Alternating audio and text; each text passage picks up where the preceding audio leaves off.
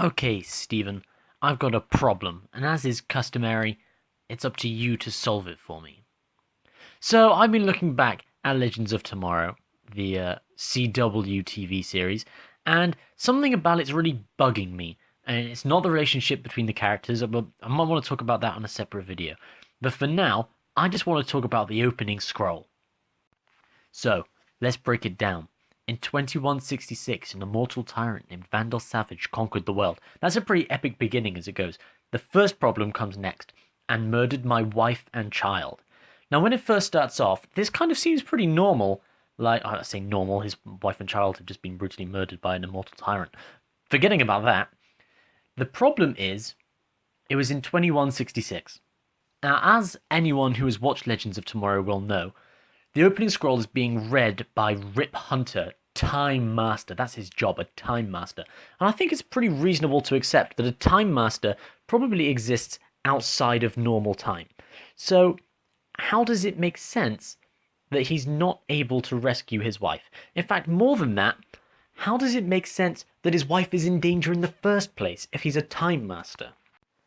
If your job is to protect the timeline the way it is for Rip Hunter, then surely you know not just what is going to happen in the past, but also what's going to happen in the future.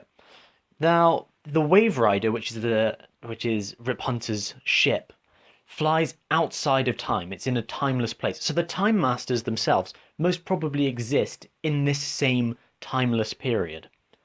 So how is it that Rip Hunter is unable to know that the world is going to be conquered? And more than that, how is he not able to get to London in time to save his family? He's a time master. This isn't like the old Doctor Who, why doesn't he just go back 10 minutes and save them? Oh, I can't because I'm involved in this situation. Rip Hunter literally arrives once they're dead. He's not involved in the situation in any way. He could just as easily go back 10 minutes before and pick them up. So this is where my next problem begins. Rip Hunter is thrown out by the Time Masters because he's determined to get his wife and child back. But the Time Masters are like, no, we don't get involved in politics. Our job is entirely to take care of the timeline, which makes sense. So Rip Hunter's like, no, I can't handle this. I know you said not to have a wife and child, but I had a wife and child, and now they're dead, and now I'm going to disobey you. So he runs away in the Wave Rider, and he, as it says, assembles an elite team to hunt him, Vandal Savage, throughout time and stop his rise to power. Now, this makes perfect sense from Rip's point of view, because Vandal Savage is an immortal tyrant.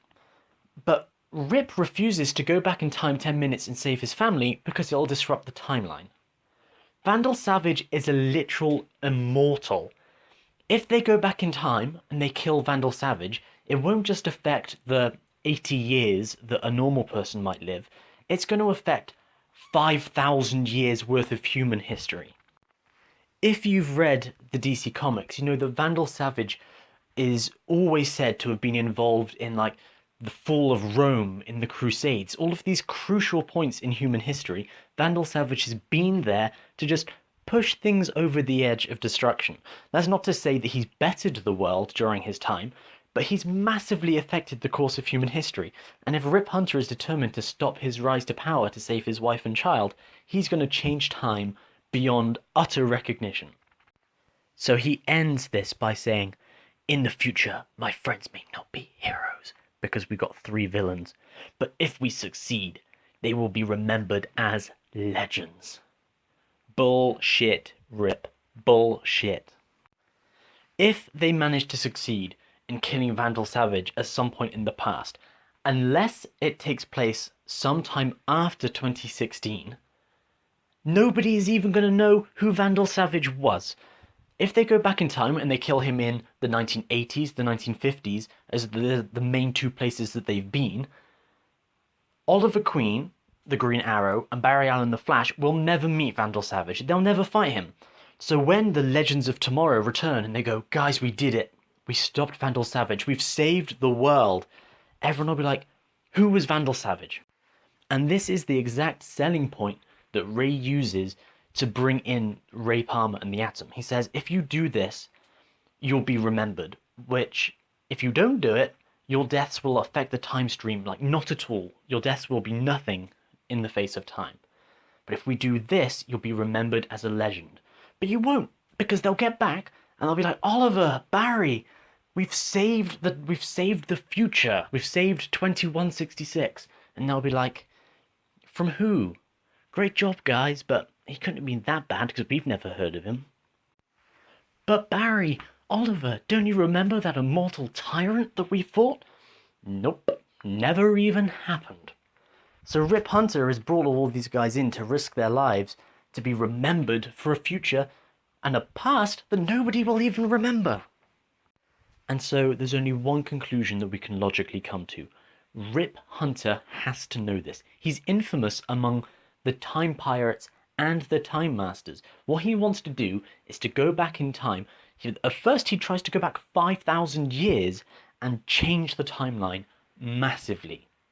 Or to save the lives of somebody that he could save by just going back 10 minutes. More than that, he's brought in a founding member of the Justice League, which we know because there's the episode of The Flash where Flash is looking at Gideon the computer and it has the list of people who fight Professor Zoom in the future, including the Atom, Green Arrow, and the Flash. He's brought in the original Black Canary, a nuclear scientist who's also part of Firestorm, another premier superhero, and two of Flash's Rogues Gallery members to fight a time war.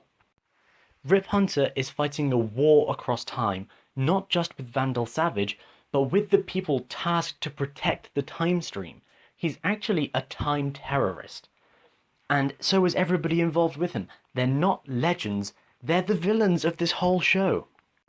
Yes, Vandal Savage is an immortal tyrant. Yes, he's threatening to kill Rip Hunter's wife and son. But Rip Hunter threatens the entire fabric of time by what he's doing. And more than that, by bringing Hawkman and Hawkgirl back in time, they've even managed to make Vandal Savage more powerful. And by taking the Atom's technology and Firestorm superpowers into the past, they've literally made the time stream and the world a more dangerous place to be. I mean, maybe I'm wrong, maybe there's something that I'm missing here. If you have any thoughts, if you have any ideas, put them in the comments below or send us an email. Maybe I'm wrong, but I'm usually not, so let us know. Thank you for listening to us here on Awful Commentary. I'm Dominic Utcher, and see you next time.